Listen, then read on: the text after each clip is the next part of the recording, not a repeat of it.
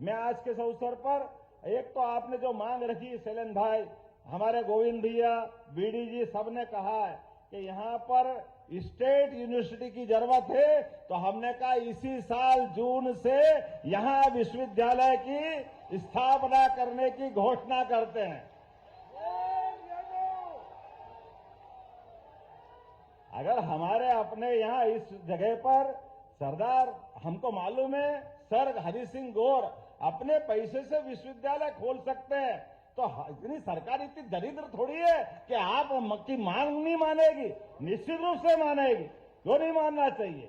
और इसकी व्यवस्था भी हमारे अपने लिए अभी कोई भवन तैयार होगा, उसी भवन में इसी सत्र से विश्वविद्यालय प्रारंभ कर दिया जाएगा। इसके साथ साथ उद्योग के लिए भी बहुत जल्दी बुंदेलखंड पैकेज लेकर के इसी संभाग के अंदर उद्योग की बड़ी बैठक करके बड़े पैमाने पर उद्योगों की भी मालिका तैयार करेगा, जिसके माध्यम से उद्योगों के आधार पर लोगों को रोजगार मिलेगा।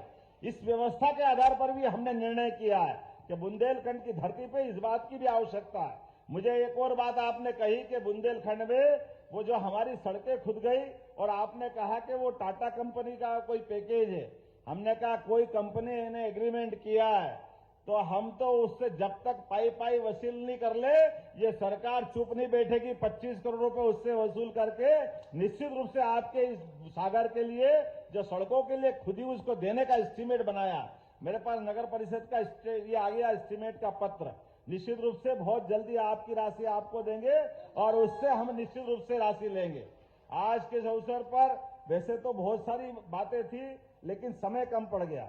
सबसे पहले तो मैं दोनों हाथ जोड़कर आपसे माफी चाहता हूं कि आने का समय जल्दी था लेकिन देरी से आया। लेकिन आने के बाद हमने अपनी एक नियम बनाया कि आने के क्रम में हमारे अपने प्रशासनिक लेवल पर जो हमारे लॉ एंड ऑर्डर की मीटिंग हो, प्रशासन के जरिए निर्माण कार्यों की बातें हो, उसकी भी मीटिंग होना चाहिए। इसलिए संभाग की वो बैठक भी हमको करना है।